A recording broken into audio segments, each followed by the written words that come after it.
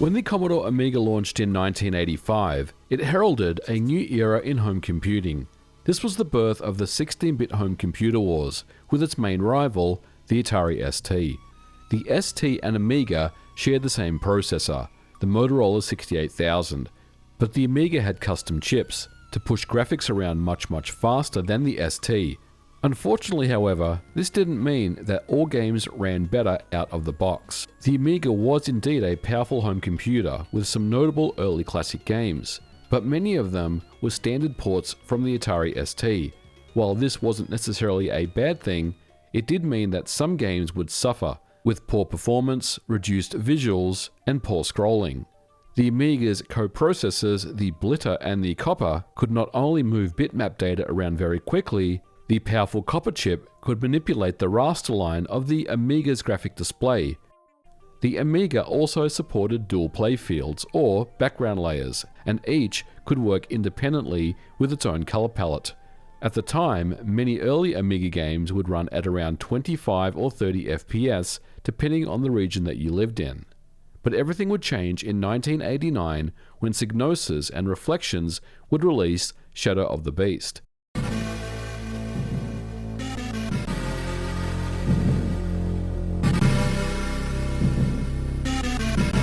This is not one or two, but 12 individual layers of parallax scrolling, running at a standard 320 by 200 resolution with 4-bit planes or 16 colors. Yet somehow, there are many more colors on screen at any given time. What makes Beast so interesting is that on any given frame, for example this outdoor section, there could be well over 120 individual colors on screen at once. One of the hardware tricks that the Amiga uses to display more colors on screen is to use the Copper, a small coprocessor that can change almost any custom chip register at almost any given time. This means things like colors, scrolling offsets, bit plane pointers, and more can be manipulated. And this is the basis of what makes the Amiga demo scene so fascinating. With interesting copper lists, it's possible to generate some stunning effects, and this can all be done without interrupting the main CPU. This is one reason why the Amiga is so powerful. Shadow of the Beast not only does all this, it manages to do it at 50 frames per second, and this was the speed that most arcade machines operate at, without a single frame drop. And then there's the soundtrack, composed by David Whittaker. It's highly atmospheric and utilizes the Amiga's advanced sound capabilities with some high-quality sound samples of flutes and panpipes to create an immersive experience. Shadow of the Beast is a masterclass in programming, a technical feat that had never been seen before on any home computer at the time. Even many arcade games didn't look and run this good.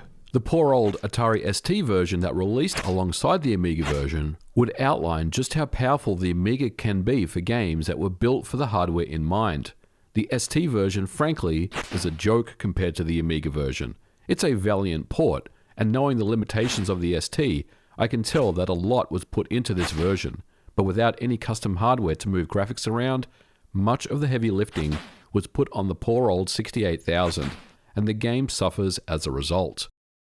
Reflections, the development team, was just 3 developers, Martin Edmondson, Paul Howarth, and David Whittaker, who would compose the iconic soundtrack.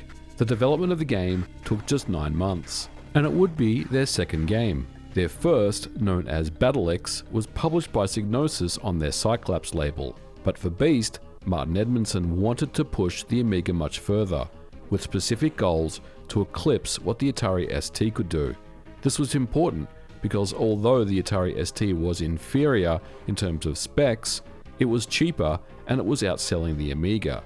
But Edmondson saw the potential of the Amiga hardware, and his focus was to make a technical demonstration that would show off its power, and to become more familiar with the hardware, he would study the Amiga's hardware reference manual to understand and untap the massive potential that the hardware could provide.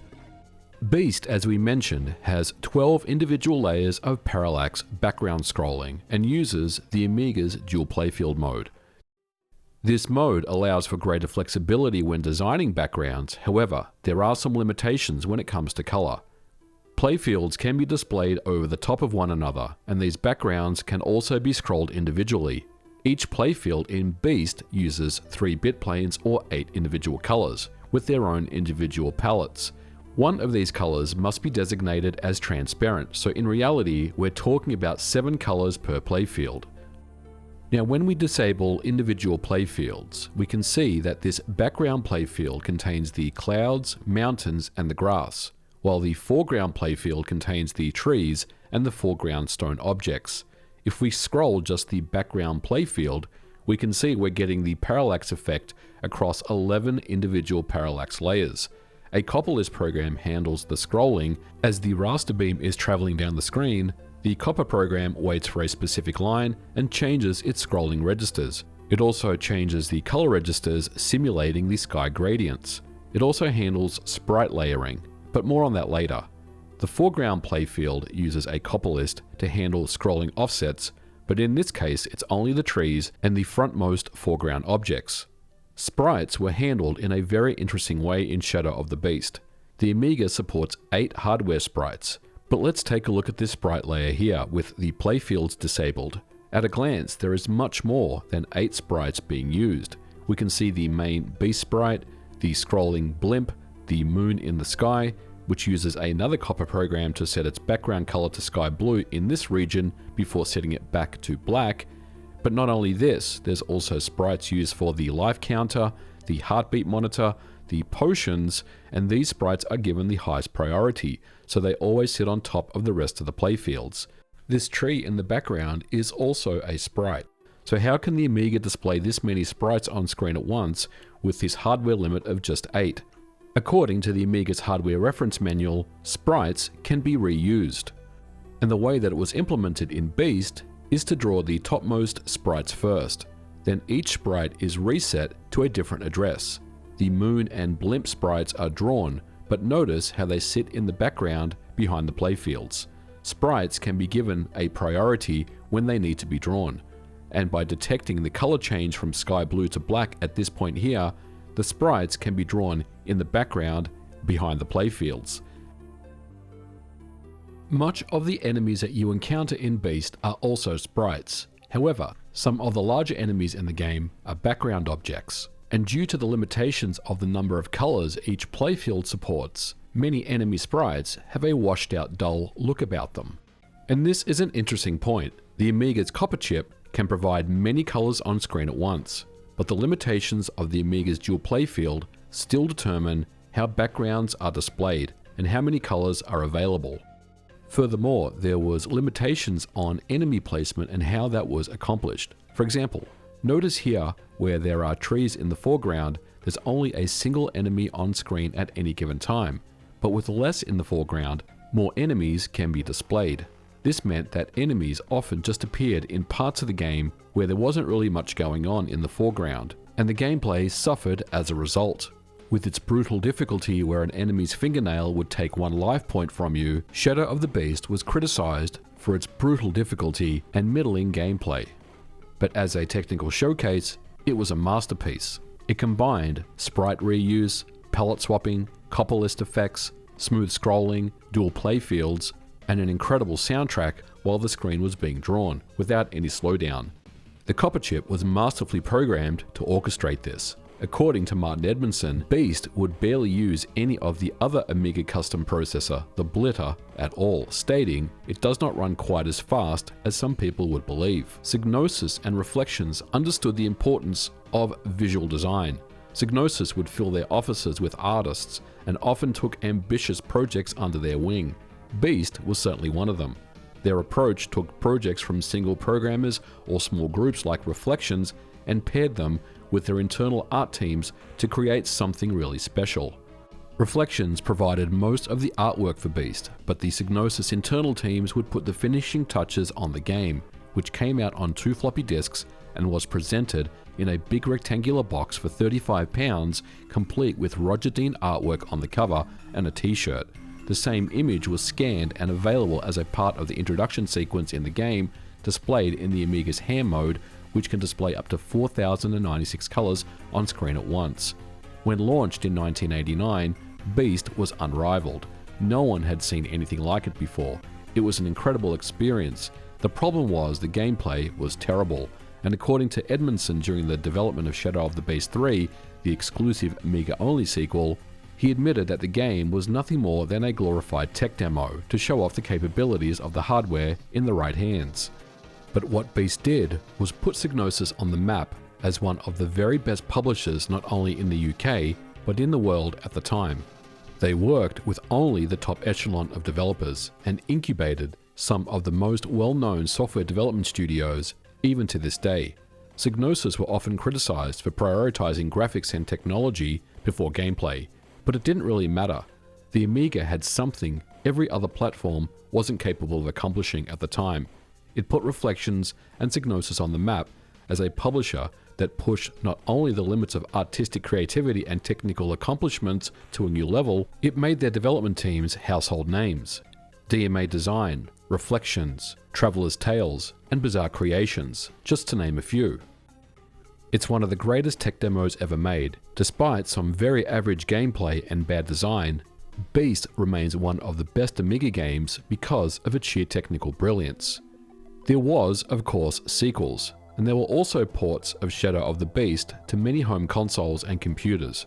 Replicating the parallax scrolling in Beast would be a challenge on different hardware that didn't support smooth scrolling or background layers, and some ports suffered as a result.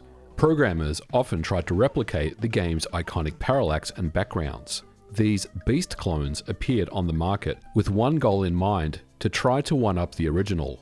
One memorable game was 1992's Wrath of the Demon. Featuring some of the very best visuals on the Amiga, it had the parallax scrolling, the copper effects, and it even had David Whittaker on the soundtrack with a very similar Beast sounding music.